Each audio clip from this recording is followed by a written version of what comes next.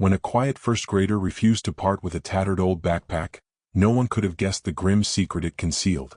What seemed like a child's quirky attachment soon spiraled into a revelation so dark, it threatened to swallow her whole and shatter anyone who dared intervene. This is a story of unseen battles, unthinkable betrayals, and a determined fight for truth. Let us know where you're watching from, and if you stand by those who speak up in the face of danger, be sure to like and subscribe for more. The wide, squat building that housed Ridgeway Elementary always smelled faintly of crayons, disinfectant, and the half-stale aroma of fish sticks every Friday. Ms. Rebecca Reeves remembered noticing that scent on her very first day assisting in the first-grade classroom. She was new to the school, stepping in to help a veteran teacher, Ms. Walter, who had spent nearly 3 decades guiding tiny hands and wide-eyed students through their earliest steps in education. Reeves was brought on as an additional set of eyes and ears. Enrollment was up, and Ms. Walter's arthritis sometimes acted up, making it difficult to handle so many children alone. Even though the atmosphere of Ridgeway Elementary tried to feel warm and cheerful, there was something about the short hallway leading to the first-grade wing that made Reeves slightly uneasy. The fluorescent lights flickered a bit too slowly above her, occasionally giving off a dull hum. She had dismissed that vague sense of unease at first, attributing it to nerves about her new position. She wanted to believe every child here was safe, that all the challenges they brought to the classroom could be fixed with patience and a few extra resources.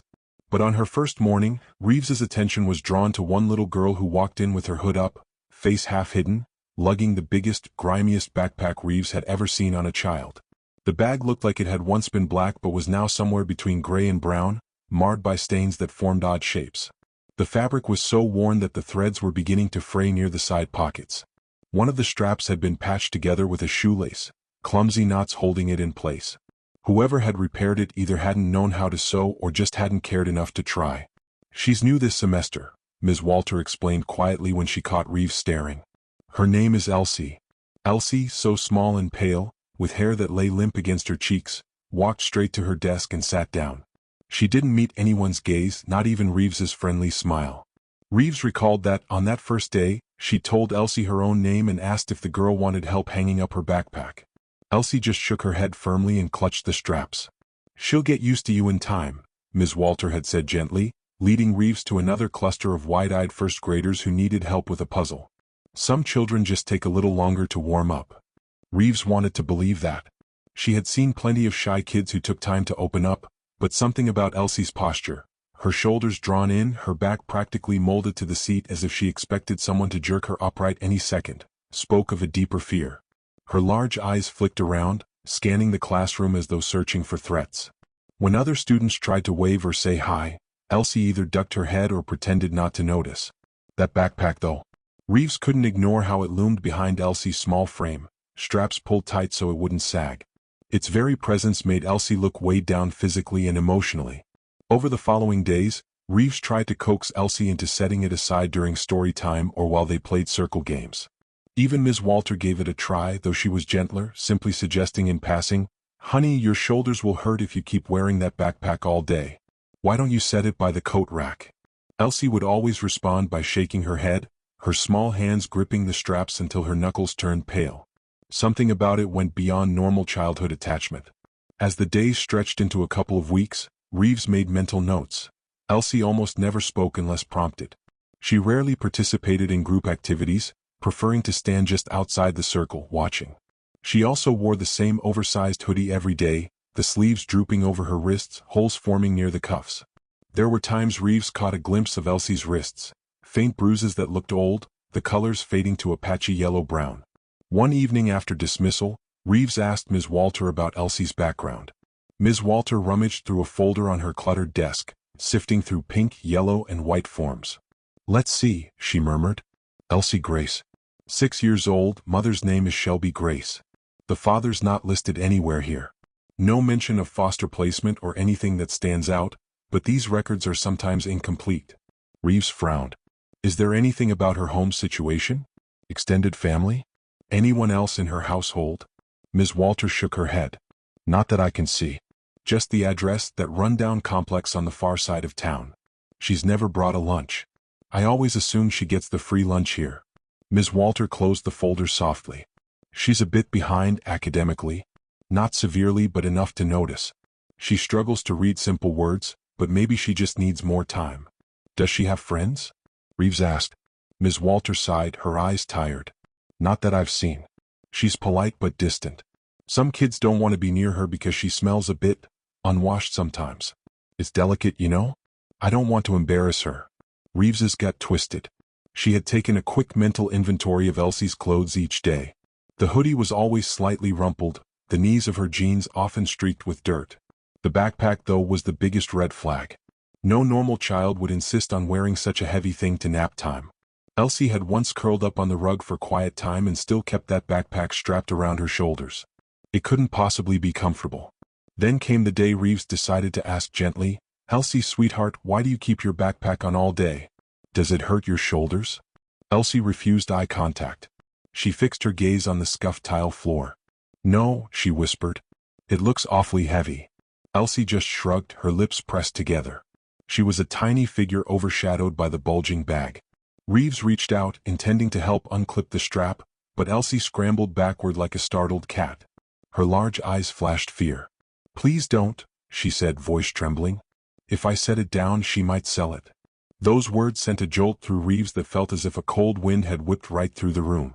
She drew her hand back. Who might sell it? She asked softly. Elsie stared down at her ratty sneakers, refusing to answer. She shook her head over and over, as if she'd said something forbidden. Then she turned away, adjusting the straps as if to ensure the backpack would never slip off her shoulders again. Reeves tried to bring it up to Ms. Walter, the counselor, and the principal in their weekly staff meeting. I know kids sometimes say odd things, she told them, but Elsie specifically said, if I put it down, she might sell it. She must be talking about her mother, right? This is not normal. The principal, a worn-looking man named Dr. Thompson, rubbed his brow. Kids in stressful home situations can say things that sound alarming, but they turn out to be misunderstandings. We've all heard that before. She's in foster care, right? Asked the cafeteria manager, who sometimes joined these staff meetings for better coordination with children who had dietary concerns. Kids in foster care get anxious about their stuff. No, Reeves corrected. She's not listed as a foster child. Her mother is the guardian on file. Shelby Grace, unemployed. What do you want us to do? Dr. Thompson asked, pressing his lips together. We can't call the state for every questionable remark. Elsie's quiet, yes, but she hasn't shown physical signs of serious abuse, has she? Reeves felt frustration rising. Bruises on her wrists. She hoards snacks. She's terrified of letting go of her backpack. Doesn't that raise at least a few alarm bells? We can monitor her more closely, Ms. Walter offered. She looked somewhat sympathetic but also exhausted. She was juggling a huge workload and first graders needed endless patience. The counselor said she'd talk to Elsie. But the counselor was spread thin, dealing with numerous troubled children. Days passed, and as far as Reeves could tell, Elsie never did get called in for a private session. The staff simply moved on to the next item on the agenda, funding for the spring music program or some other logistic that overshadowed the quiet case of one anxious, grimy kid. Reeves couldn't stop thinking about Elsie's trembling voice. If I put it down, she might sell it. Sell it or sell her. Reeves dreaded that possibility, but she pushed it out of her mind. It felt too grim, too dramatic to imagine a mother stooping that low, though she knew from experience that sometimes the grim possibilities were the real ones. She decided to pay more attention. She took mental notes of everything Elsie did. The next day, she noticed Elsie quietly pocketing leftover crackers from snack time. The day after that, Elsie asked another child for a piece of fruit from their lunch tray.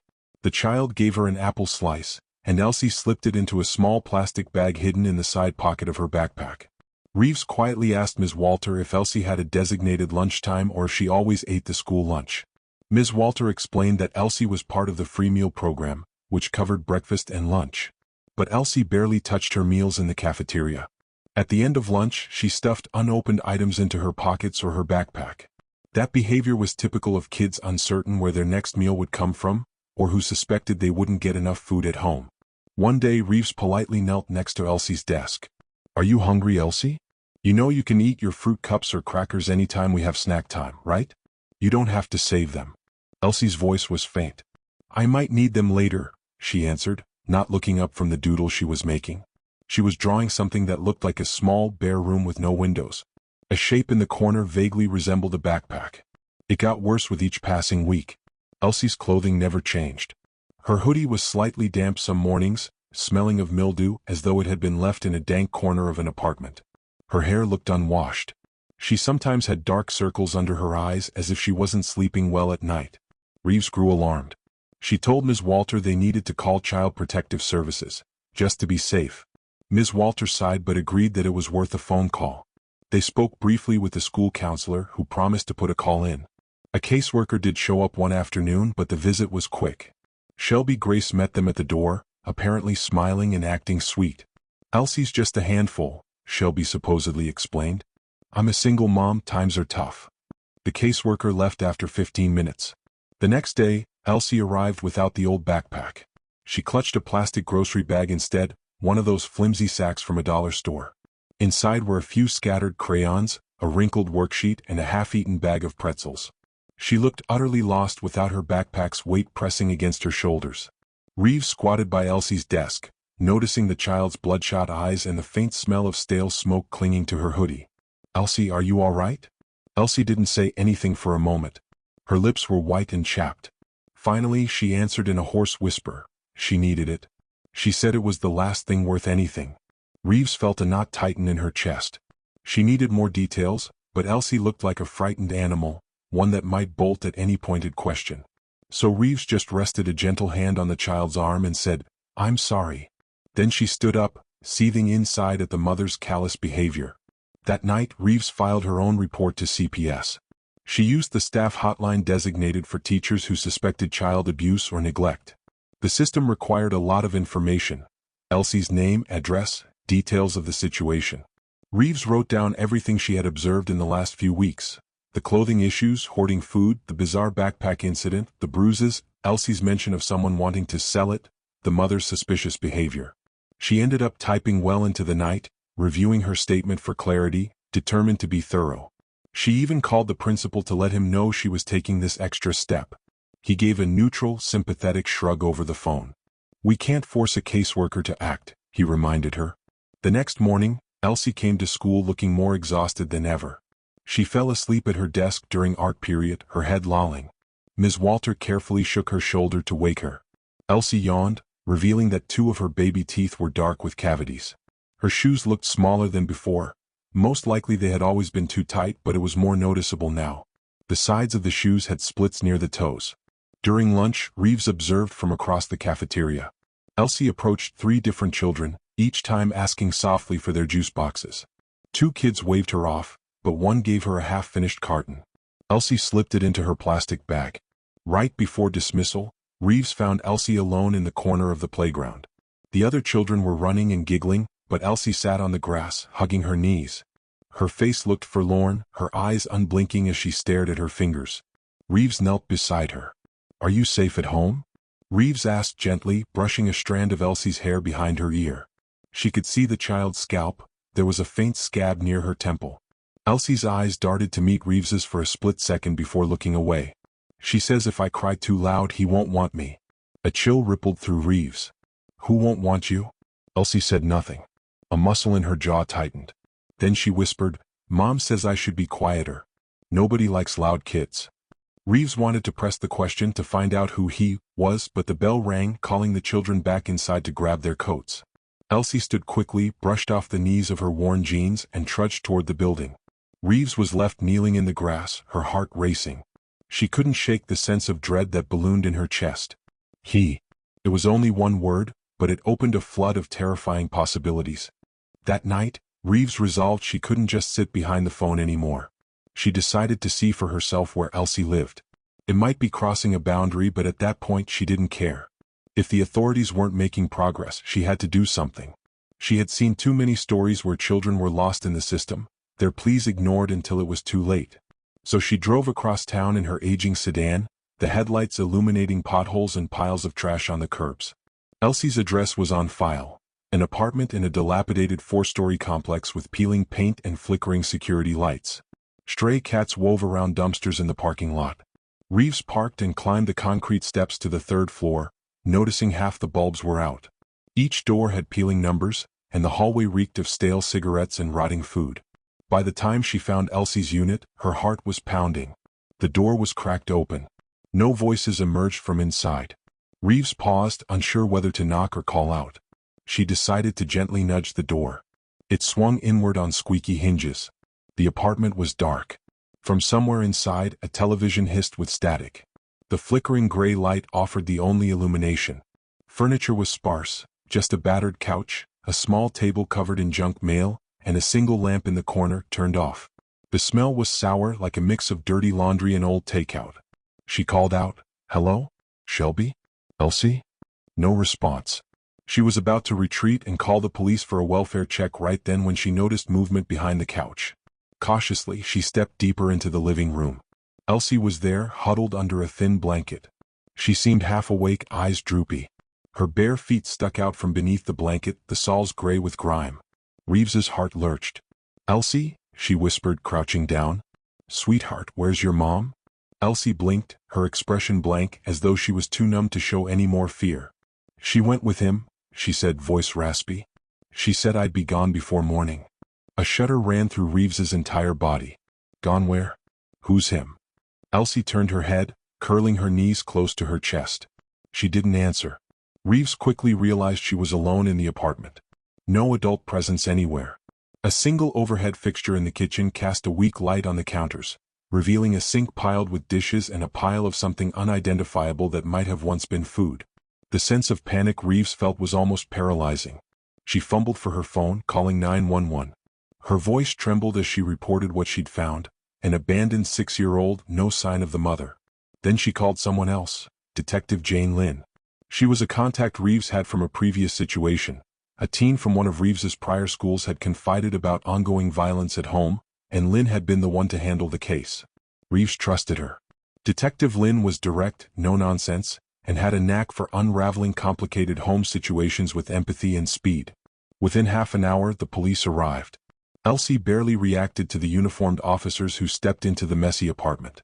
She looked hollow, exhausted, beyond tears. Reeves wrapped the blanket more tightly around Elsie's shoulders, hugging her small frame. The glow of red and blue lights spilled through the open door. Several neighbors peeked out into the hallway, curiosity flickering over their faces. When Detective Lynn showed up, she was wearing plain clothes, jeans, boots, and a worn leather jacket that had seen better days. Her brown hair was pulled into a ponytail, revealing a sharp, no-nonsense face. Her eyes, however, were kind. She knelt beside Elsie, introduced herself softly, and asked a few gentle questions. Elsie's answers were mumbled, but she repeated that her mother had left with him. Then she said softly, "He paid her." She said it was a done deal. Reeves felt nauseated, piecing the hints together. The officers took photos of the living room and the conditions inside. Lynn asked a few more questions, then nodded at Reeves to step outside. She kept her voice low. "We need to get a statement from the mother. She's nowhere to be found." Reeves shook her head. Elsie said Shelby left with a man. "I have no idea who it is or where they went." She implied he was going to take Elsie somewhere. Lynn's expression hardened. Human trafficking or a private arrangement. The mother might be in deep with money trouble. Maybe she owes someone. This is ugly and it can get a lot worse. Reeves felt tears prick at her eyes. She's 6 years old. And she's just left here alone. Lynn gently patted her shoulder. "We'll do what we can. Right now, let's focus on making sure Elsie is safe." The paramedics checked Elsie for any immediate medical concerns, noting bruises on her arms and that she was dehydrated. An officer took her to the ambulance so they could bring her in for a thorough exam. Reeves hovered nearby, feeling like she should do more. Then, out of nowhere, Shelby Grace stumbled through the doorway. She was dressed in pajama pants and a threadbare shirt, eyes glassy, pupils dilated. She paused upon seeing the police lights, then forced a smile as though trying to charm everyone. "Oh, I thought she was at a friend's house," she said casually, setting a coffee cup on a side table that wasn't there earlier. The lie sounded so absurd, Reeves almost laughed in disbelief. Lynn stood, crossing her arms. "Ma'am, do you realize your 6-year-old was here alone in the dark? Where have you been?" Shelby shrugged, her face twisting from forced pleasantness to annoyance. "I was just out, okay? I have my own life. She's fine.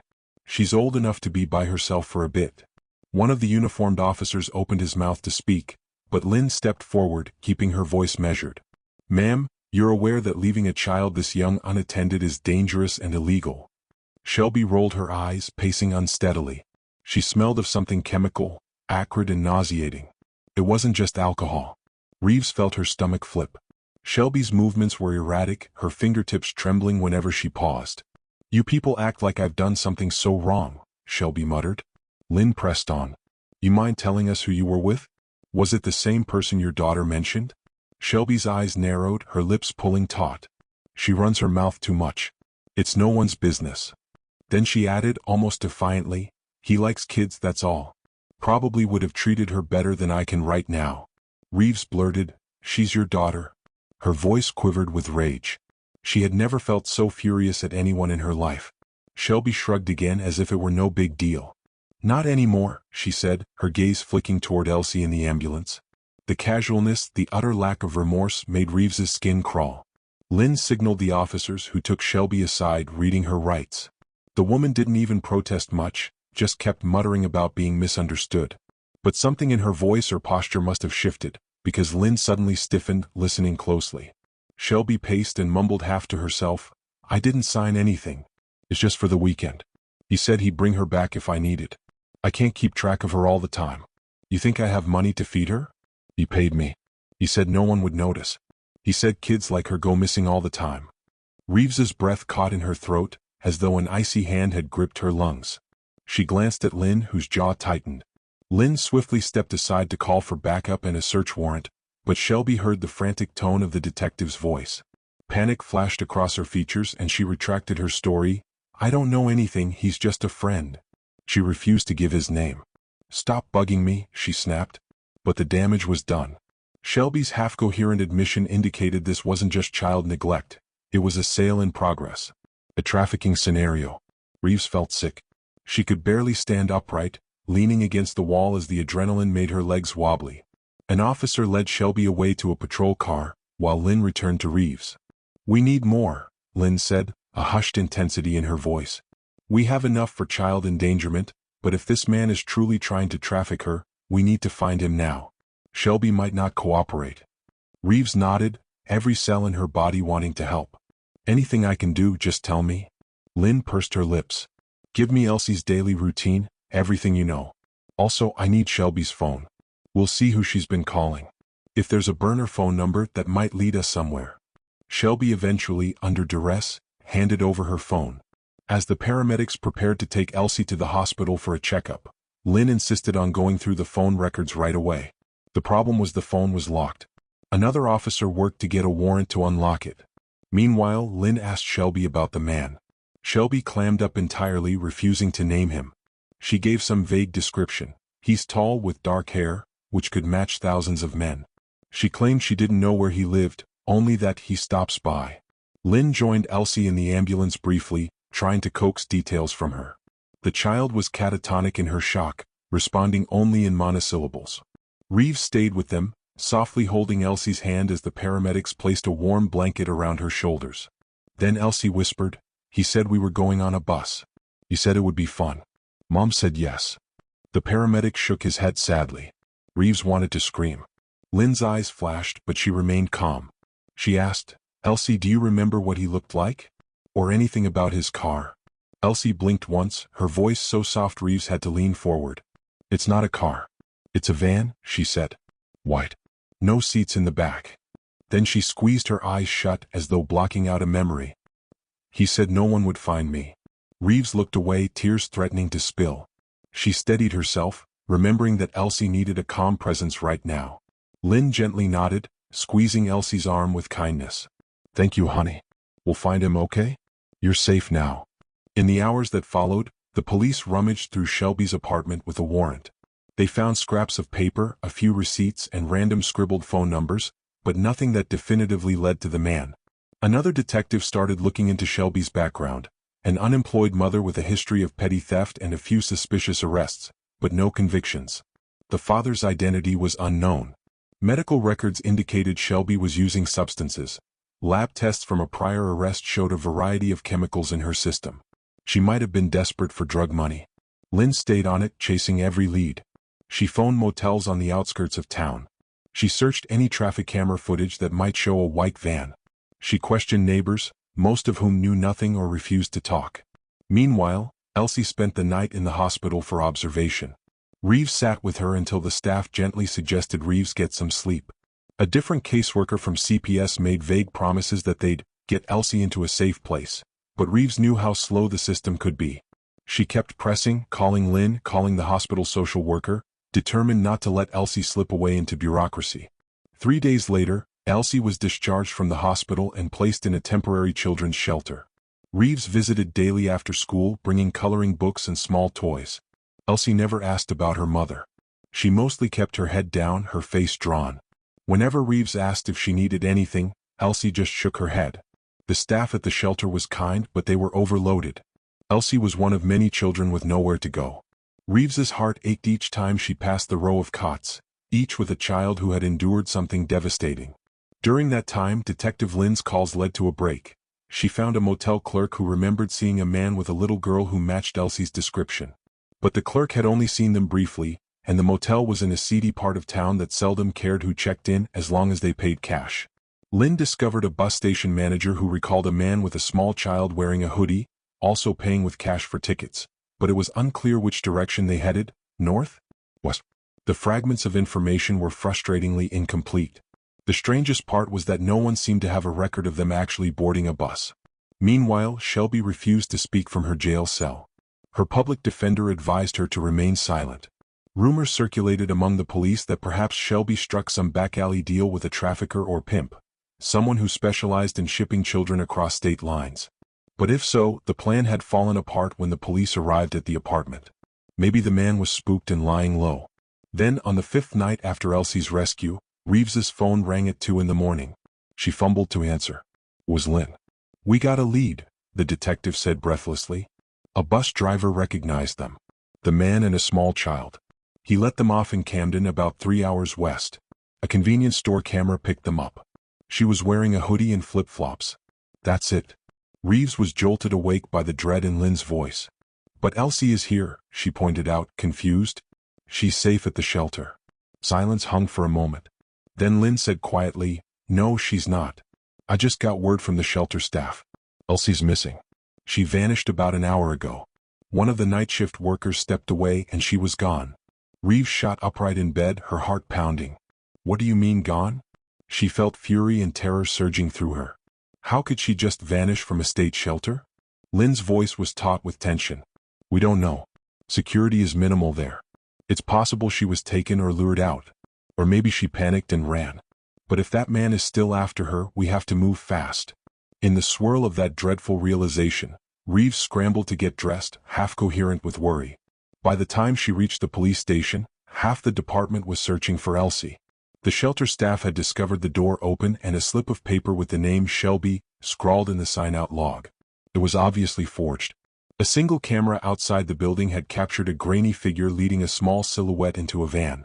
Reeves felt sick to her stomach. The timestamp showed it happened so quickly, no one noticed until an hour later. Lynn gathered her team. "We suspect the man used Shelby's name or a fake ID. The camera was too grainy for a positive ID, but it's definitely a white van. The same style Elsie described." Reeves sat in a corner of the police station's break room, tears slipping down her cheeks. She felt guilty, as though she should have done more. Elsie had been in her grasp, safe, and now she was gone again. The scenario replayed in her mind. A dark van pulling up to the curb, a child half asleep or coerced by threats, no staff around to protect her. And the mother was in custody, so who orchestrated this? Or had Shelby coordinated it from jail? Lynn spent the next hour scouring every lead they had built. Eventually, they located a partial license plate from the grainy footage. The detectives had to guess the missing letters, but they ran it through a system. That's how they found a possible match. A van registered to a man with a flimsy background and multiple addresses. He had a record of petty crimes and possible involvement in narcotics. It was enough to mobilize. They tracked him to another city, 3 hours west, where the bus driver had remembered seeing them. Perhaps, Lynn theorized, the abductor was simply crossing back and forth between counties to avoid detection. Reeves joined the police caravan not as an official, but as a deeply invested civilian who refused to wait at home. She insisted on staying close to Lynn. She couldn't do anything else. She was too restless to sit behind.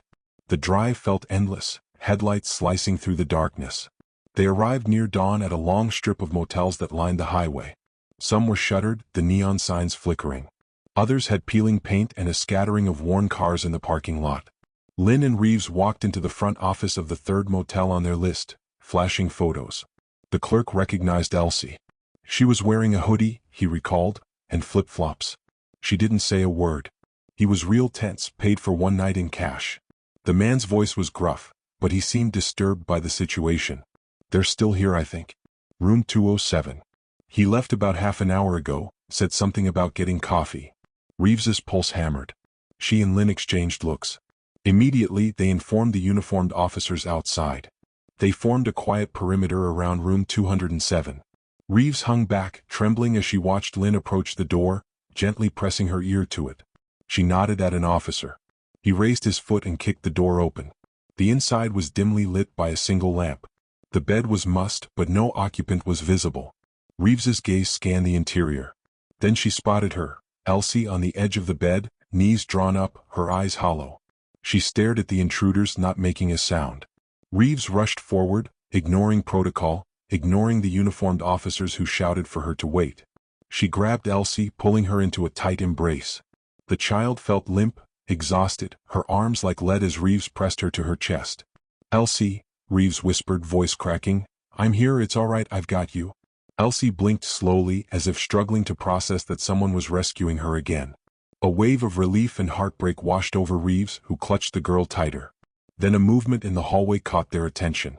A figure bolted from around the back of the motel, presumably hearing the commotion through a window or suspecting a raid. Lynn dashed out of the room, her footsteps echoing. Reeves stayed behind with Elsie, the child trembling in her arms. Through the open door, she glimpsed the flash of commotion in the back alley. An officer shouted, "Stop!" There was a dull thud, a clatter.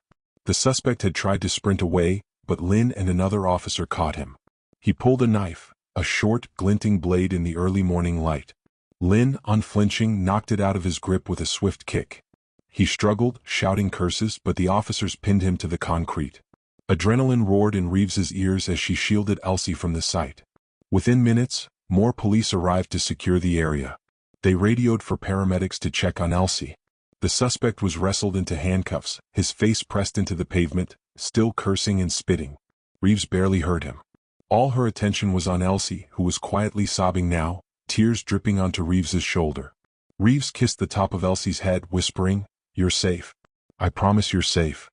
By the time Lynn returned, her jacket scuffed from the struggle, dawn light was breaking over the horizon. Elsie clung to Reeves, refusing to let go.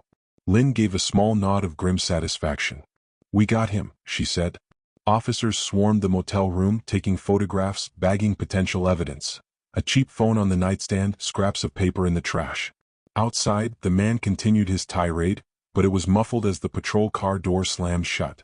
One officer patted Lynn on the back, praising her quick reflexes. She just shook her head, looking back at Elsie. "That's the real victory," she murmured, relief flickering in her tired eyes. Elsie let out a shaky breath, burying her face in Reeves's neck. Reeves felt the child's heartbeat fluttering like a caged bird. The entire ordeal, this chase, these revelations, the horrifying possibility that Elsie might have been lost forever, pressed in on her mind. She exhaled slowly, tears of relief sliding down her cheeks. Elsie raised her eyes, searching Reeves's face with a fragile hope. "You came?" Elsie whispered. Reeves stroked her hair gently. "Always," she said. "I'll always come for you." A pair of paramedics stepped inside, gently asking for permission to look at Elsie. Reeves nodded, and Elsie allowed them to check her pulse and pupils. They asked if anything hurt, but Elsie only shook her head. She was too overwhelmed to form words. Reeves stayed by her side, refusing to leave her alone with strangers. An officer took a statement from Reeves, though she was hardly coherent. Her thoughts buzzed with relief and fury, and she had to pause multiple times to compose herself. When Elsie finally glanced over the paramedic's shoulder, she caught a glimpse of Detective Lynn standing in the doorway. For the first time in days, a spark of recognition lit Elsie's eyes. She remembered seeing Lynn the night the police first found her alone in the apartment. Elsie's lips trembled. "I'm sorry," she managed in a tiny voice. It broke Reeves's heart to think Elsie believed she had done anything wrong. Lynn knelt beside her, shaking her head. "You have nothing to be sorry for, kiddo," the detective said gently. "You've been so strong. You did nothing wrong, do you hear me?" Elsie sniffled, tears streaking her cheeks. Reeves put a protective arm around her shoulders as Lynn placed a steady hand on the child's foot. "We're going to make sure no one ever takes you again." At that, Elsie gulped and nodded. An officer signaled that the suspect was being transported to the station. Others were collecting statements from the motel staff. The swirl of official activity passed like a blur around them. Reeves focused on Elsie, brushing stray hair from her face, trying to calm her trembling hands. The paramedic offered the girl a tissue and some water. Elsie drank greedily as though she hadn't had water in ages. A wave of conflicting emotions overtook Reeves: anger at the mother, at the man, at the system that had left Elsie vulnerable. Relief that Elsie was alive, that she wasn't spirited away. And a fierce protectiveness, as though she never wanted to let Elsie out of her sight again. She gazed at the child's drawn face, noticing she was wearing the same hoodie from earlier, though now it was filthy, bearing scrapes and smudges. Her flip-flops had left her feet dirty. She looked so fragile and small, hugging herself as she sat on the corner of the bed. Outside, the sky was growing lighter, tinted with pink. Reeves could hear the faint crackle of radios and the murmur of voices as the officers prepared to move out. She let out a breath, realizing this was the final moment, the rescue. They had reached the child in time. Elsie wouldn't be lost to the shadows, sold and discarded by a mother who cared more about her next fix than her own daughter. Elsie's eyes darted from Reeves to Lynn and she whispered, "You heard me, even when I didn't say anything." Reeves stroked her small back, heart aching with both sorrow and fierce pride for this child who had endured so much. "Yes," she murmured, voice shaking. "We heard you." Elsie nodded, tears slipping down her face, and she leaned into Reeves's embrace, finally letting out the sobs she had bottled up. Reeves held her tight. She closed her eyes, letting the warm flood of relief wash over her. Elsie was safe, truly safe. "Thank you for staying with us to the very end of this story," Reeves might have said to anyone listening were she telling this tale. If you believe no cry for help should ever be ignored, please remember to like and subscribe. And thank you for watching.